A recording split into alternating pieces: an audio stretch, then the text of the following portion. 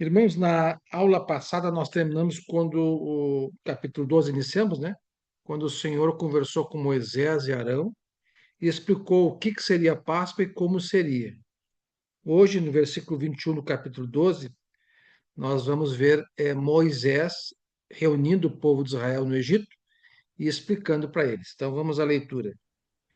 Então Moisés convocou todas as autoridades de Israel e lhes disse: Escolham um cordeiro ou cabrito para cada família. Sacrifiquem-no para celebrar a Páscoa. Molhem um feixe de esopo no sangue que estiver na bacia e passem o sangue na viga superior e nas laterais das portas. Nenhum de vocês poderá sair de casa até o amanhecer. Quando o Senhor passar pela terra para matar os egípcios, verá o sangue na viga superior e nas laterais da porta, e passará sobre aquela porta, e não permitirá que o destruidor entre na casa de vocês para matá-los. Então, eu vou ler um pequeno comentário a respeito desse versículo 23, que acabei de ler aqui. Então, aqui descreve a proteção divina sobre os israelitas durante a 10ª praga no Egito. Deus instruiu que o sangue de um cordeiro fosse passado nas portas para sinalizar proteção. Quando o destruidor, o próprio Senhor, passasse para ferir os primogênitos egípcios, ele pularia as casas sinalizadas, poupando as famílias israelitas da morte. O sangue como sinal. O sangue do cordeiro passado nas vergas e umbrais das portas era um sinal visível de obediência e fé, protegendo os ocupantes da casa.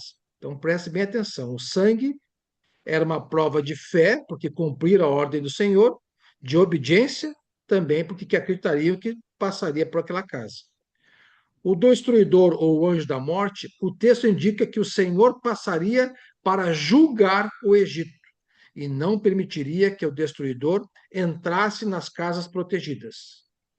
A instituição da Páscoa.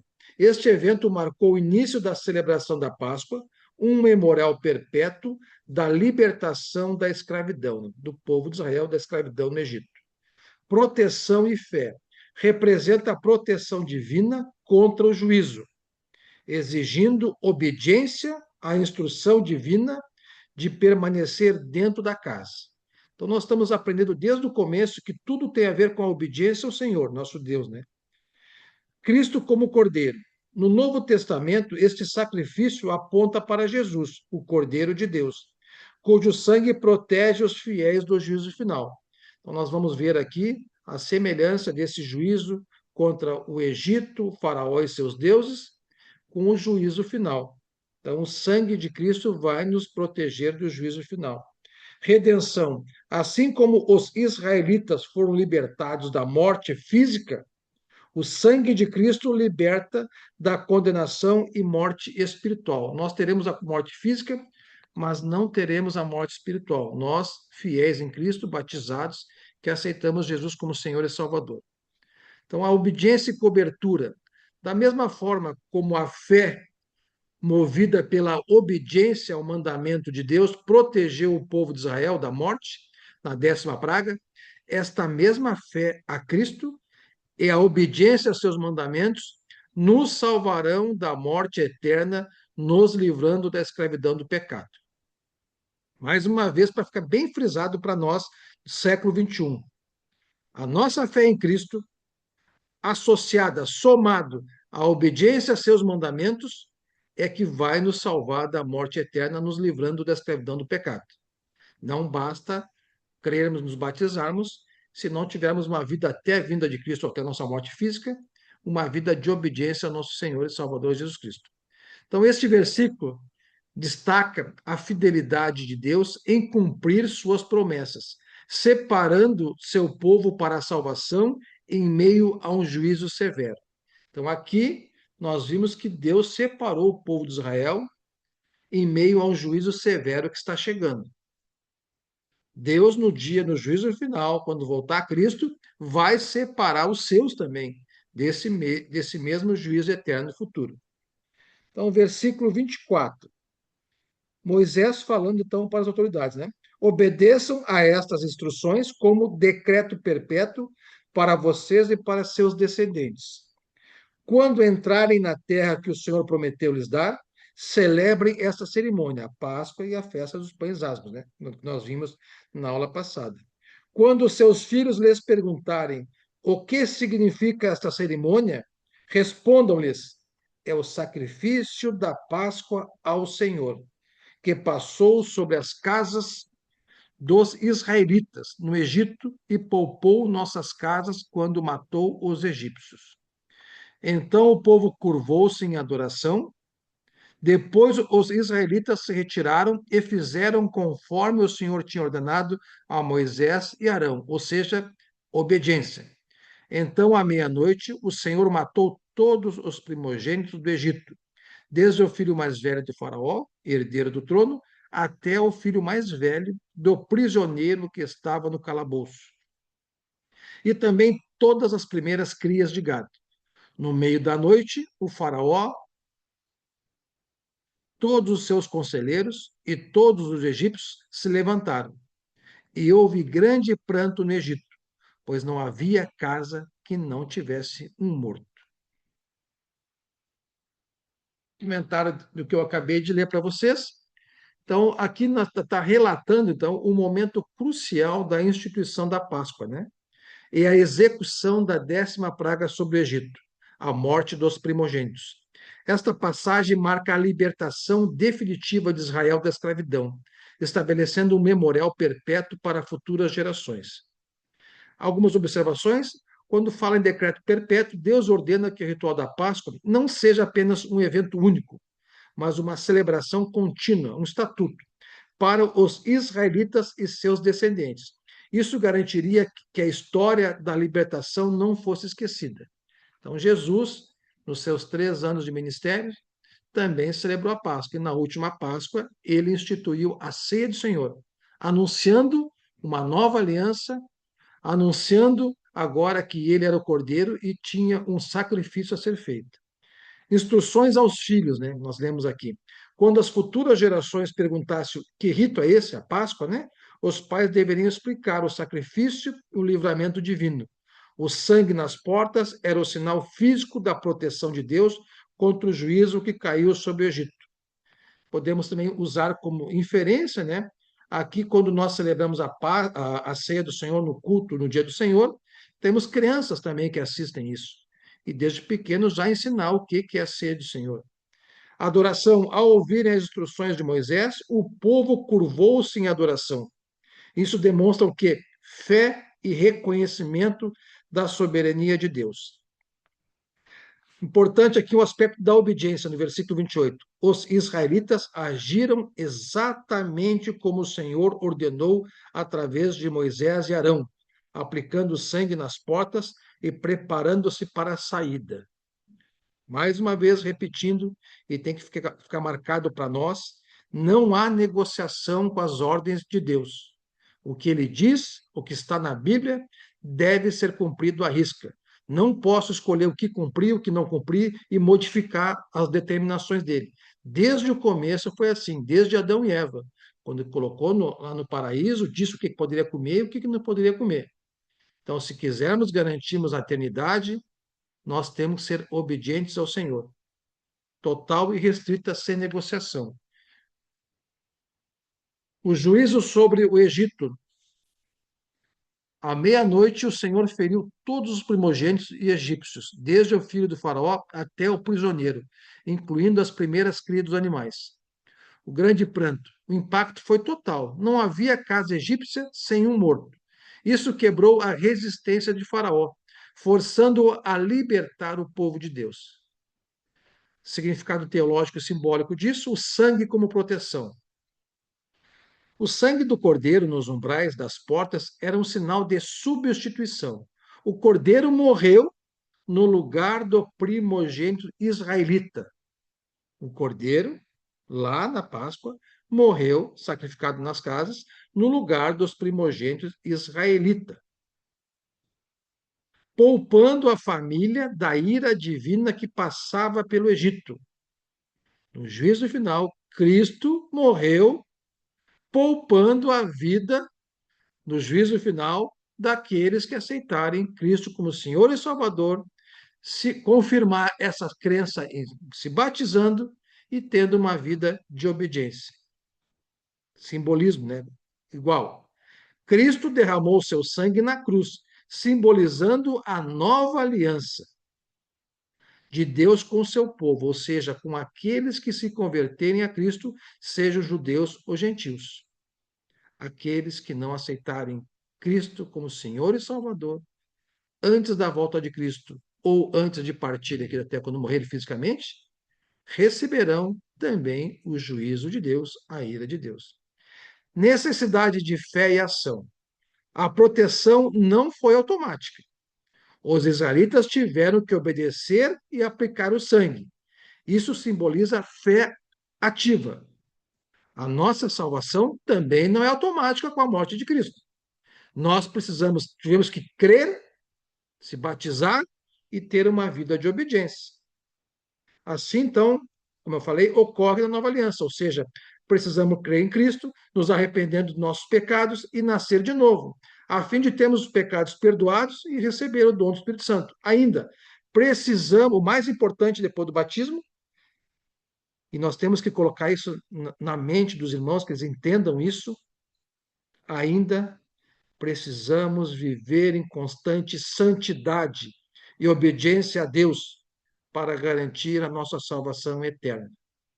Muitos que abandonam o caminho ou estão em constante vai e vem não compreendem isto.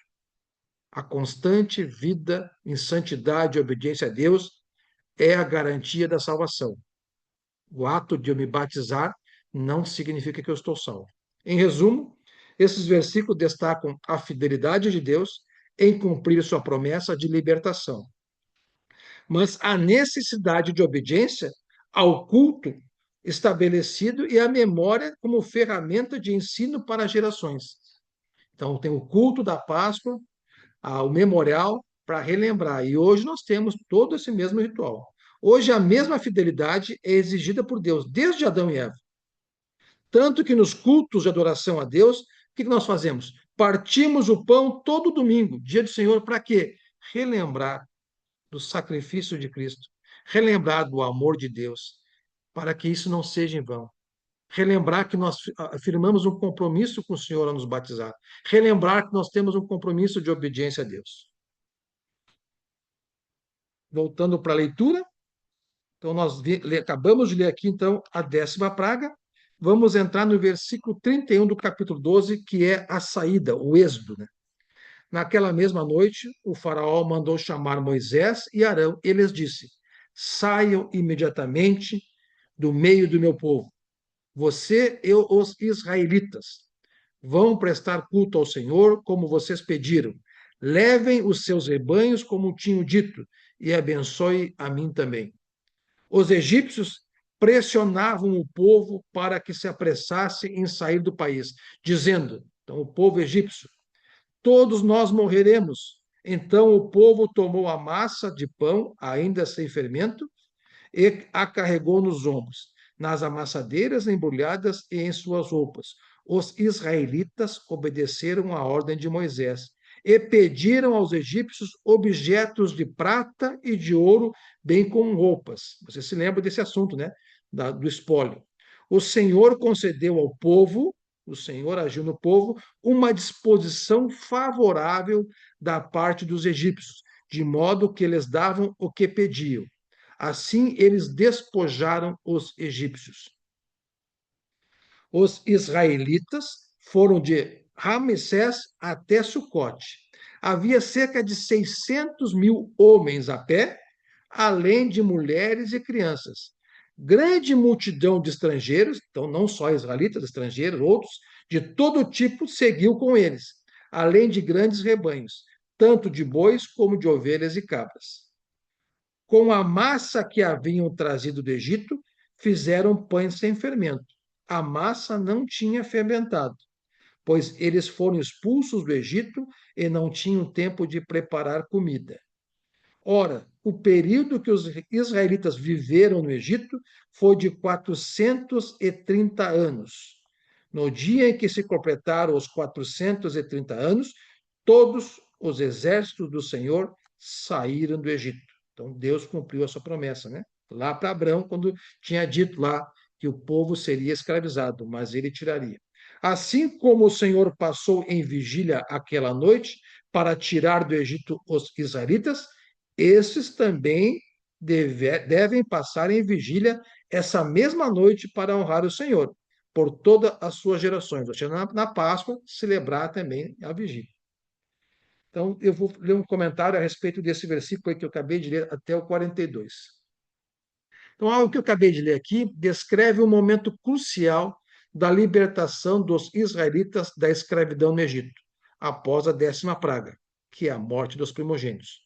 Faraó ordena que saiam imediatamente os egípcios, pressionam a partida e o povo israelita, em prontidão com riquezas, inicia o êxodo, marcando o cumprimento da promessa divina e o fim de 400 anos de permanência no Egito.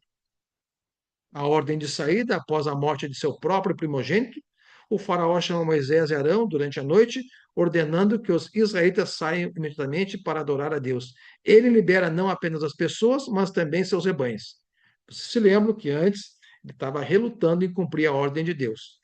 E Moisés nunca barganhou a ordem de Deus, sempre é, na íntegra, né? A pressão dos egípcios. Os egípcios urgiram, tiveram pressa a saída de Israel, temendo que todos morressem se eles ficassem mais tempo.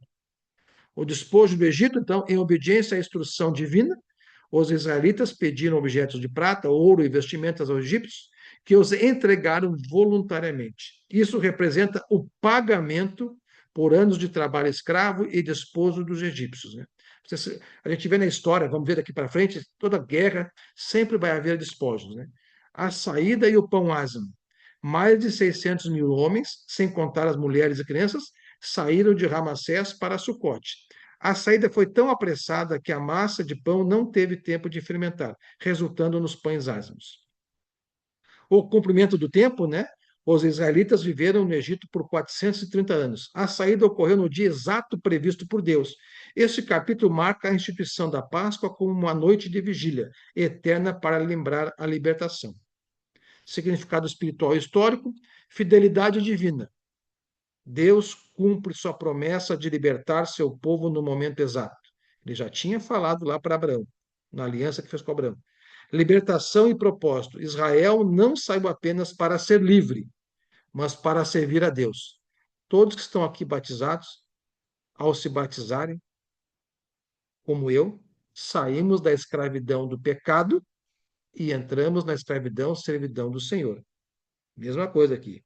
Israel não saiu apenas para ser livre, mas para servir a Deus, marcando o início de sua identidade nacional como povo eleito. Na aula de domingo, agora, na mensagem, eu trouxe essa mensagem, né?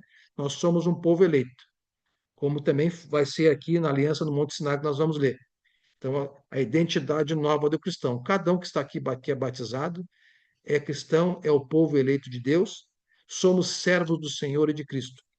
Somos livres do pecado, mas servos do Senhor. Isso tem que ficar entendido em nossa mente, a nossa conduta e nova identidade. Se isso não ficar entendido, nós seguiremos ainda em atitudes iguais a antes do batismo. Nós vemos aqui a prefiguração de Cristo. A Páscoa e o sangue nas portas prefiguram o sacrifício de Jesus Cristo, cujo sangue protege do juízo e proporciona libertação espiritual. Prontidão. A urgência em sair mostra que o povo de Deus deve estar sempre pronto para obedecer e esperar a volta do Senhor. Olha só a importância para todos os irmãos da Zona Sul que estão aqui, para todos os irmãos do Brasil que estão aqui. A urgência, nós temos que estar, da mesma forma, sempre vigilantes na volta de Cristo. Nós temos que estar sempre prontos para obedecer. Não há momentos, agora eu obedeço, agora não obedeço. Domingo eu sou cristão e de segunda a sábado eu não sou cristão, não obedeço. A urgência em sair, então, mostrou àquele povo que deve estar sempre pronto para obedecer e esperar a volta do Senhor. É a mesma coisa para nós, irmãos. Temos que estar sempre prontos para a volta de Cristo a qualquer momento, obedientes ao Senhor. Vamos ver agora aqui no capítulo, versículo 43 do versículo 13. Vamos ler aqui. Disse o Senhor a Moisés e a Arão: Estas são as leis da Páscoa. Nenhum estrangeiro poderá comê-la.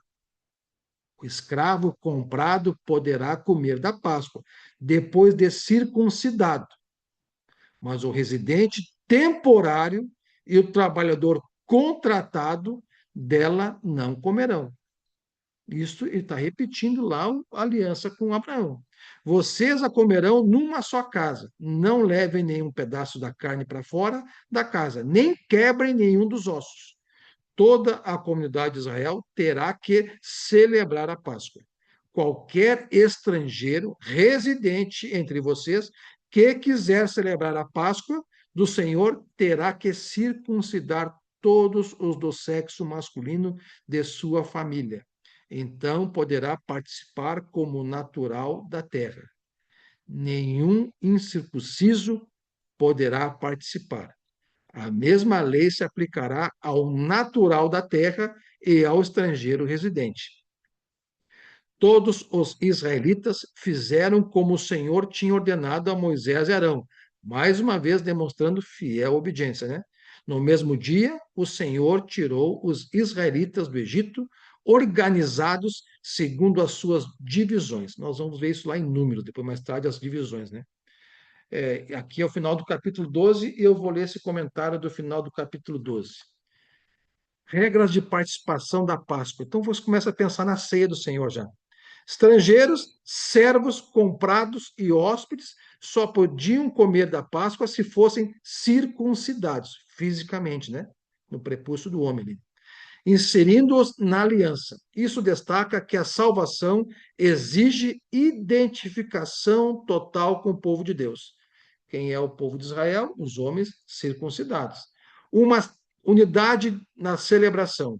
A refeição deveria ser feita em uma única casa, sem tirar a carne para fora, sem quebrar nenhum osso, dentro da família, né? Simbolizando a unidade da congregação e prefigurando o sacrifício de Jesus, que não teve os ossos quebrados.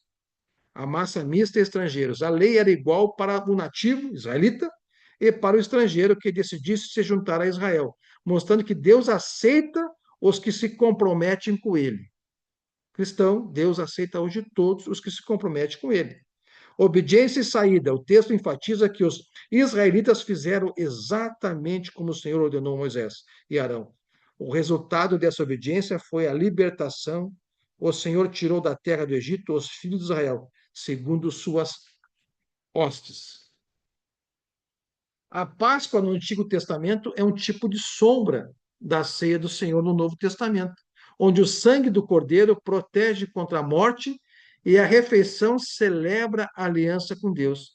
A exigência da circuncisão prefigura a necessidade, na nova aliança, na ceia do Senhor, de um coração circuncidado, novo nascimento, para participar do banquete espiritual. Quem é que podia participar da Páscoa?